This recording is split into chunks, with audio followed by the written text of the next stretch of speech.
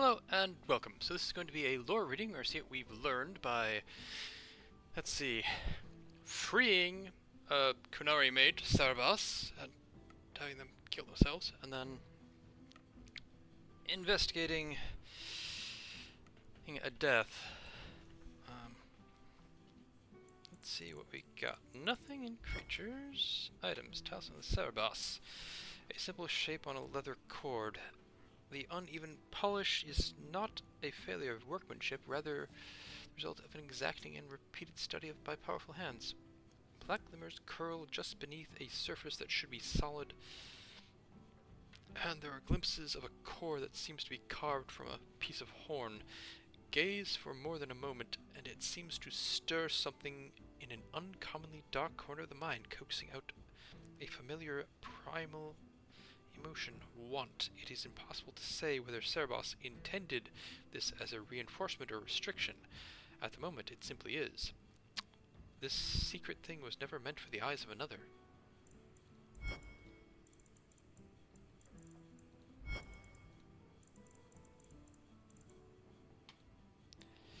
The Kunari Asit Tal-Eb. When the Ashkari looked upon the destruction wrought by the locusts, he saw at last the order of the world. A plague must cause suffering, for as long as it endures, earthquakes must shatter the land. They are bound by their being. Asit Taleb, it is to be. For the world and the self are one. Existence is a choice. A self of suffering brings only suffering to the world. It is a choice, and we can refuse it. An excerpt from the Kuhn, Canto 4. Interesting. I think that's Italian. Though they Kunari have more of a Arabic feel to them. Kunari, Sarabas. The Kuhn teaches that all living things have a place and a purpose, and only when they are in the correct place and in control of their own self may a being attain balance. When balance is lost, suffering follows. Mastery of the self is, therefore, the first and greatest duty.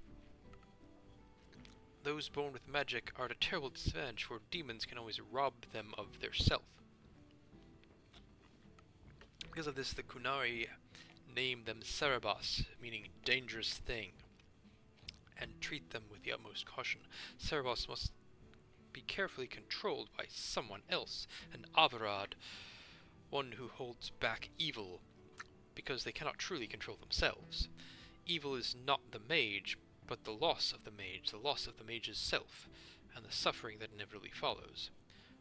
The Kunari pity and honor the Sarabas for striving while under constant threat from within is truly selfless, which is the highest virtue of the Kuhn. From the writings of Sir Contar 841 Blessed. The Kunari. The people of the Kuhn are perhaps the least understood group in Thedas. The Kunari wars were brutal, but so was the Chantry Schism. So was the fall of the Imperium. Some of this misunderstanding is an accident of nature. The race we call Kunari are formidable. Nature has given them fierce horns and strange eyes, and they don't look upon them and see monsters. Some is an accident of language. Few among the Kuhn's people speak the common tongue, and fewer speak it well. In a culture that strives for mastery, to have only a passable degree of skill is humiliating indeed, so they often keep quiet among foreigners out of shame. I mean, probably knowing a second language is,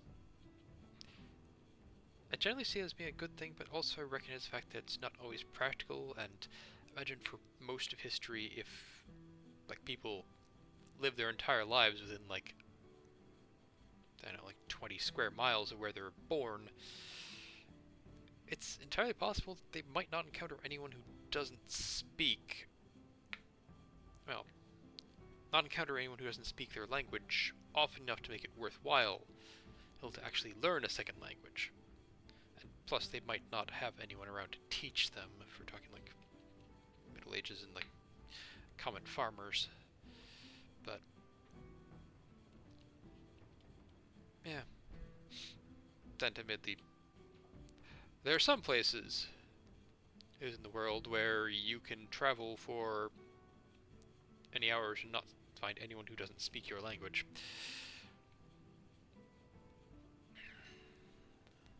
But much of it is a result of the culture itself. The Qunari view their whole society as a single living creature, a living entity whose health and well-being is the responsibility of all. Each individual is only a part of the whole, a drop of blood in its veins, important not for itself, but for what it is to the whole creature. Because of this, the Qunari most outsiders meet belong to the army, which the Qun regards as if it were the physical body, arms, legs, eyes, and ears, the things a creature needs in order to interact with the world. One cannot get to know a person solely by studying his hand or his foot, so one cannot truly meet the Qunari until one has visited their cities. That is where their mind and soul dwell. In Saharan and Parvolan, one can truly see the Qunari in their entirety. There, the unification of the Qunari into a single being is most evident. Workers, whom the Qun call the mind, and produce everything in the Qunari quarrel. The soul, the priesthood, seeks a greater understanding of the self, the world, and exhorts the body and mind into continuing strive for perfection. The body serves as the go-between for the mind, the soul, and the world. Everyone and everything has a place decided by the Qun, in which they work for the good of the whole. It is a life of certainty, of equality, if not individuality. The writings of Sir Contar, 841 Blessed. That is something that the Western world doesn't really understand, the idea of a culture that is more focused on the group than it is on the individual. The Qun. Long ago, the Ashkari lived in a great city by the sea. Wealth and prosperity shone upon the city like sunlight, and still its people grumbled in discontent. The Ashkari walked the streets of his home and saw that all around him were signs of genius, triumphs of architecture, artistic masterpieces, the palaces of wealthy merchants, libraries, and concert halls. But he also saw signs of misery, the poor, the sick, the lost, the frightened, the homeless. I said homeless there. And the Ashkari asked himself, how can one people be both wise and ignorant, great and ruined, triumphant and despairing? So the Ashkari left the lands of his birth, seeking out other cities and other nations, looking for a people who had found wisdom enough to end hopelessness and despair.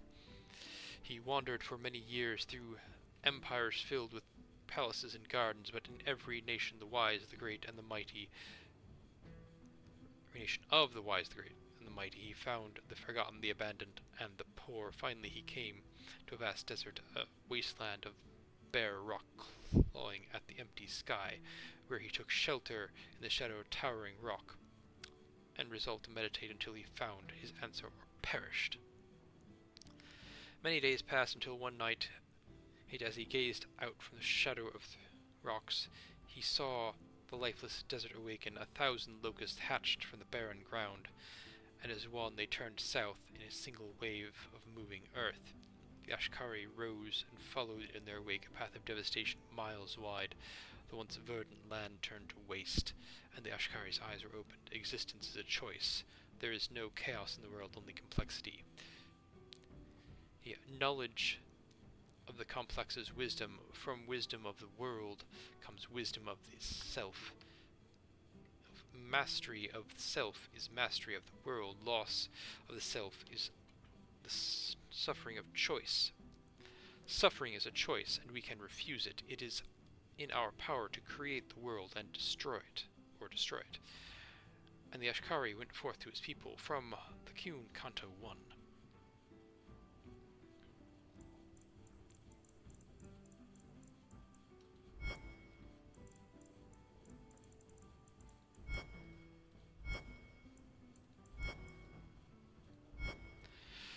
And that's it for this one. Thank you for watching, do any relevant things, YouTube's buttons, and have a nice day.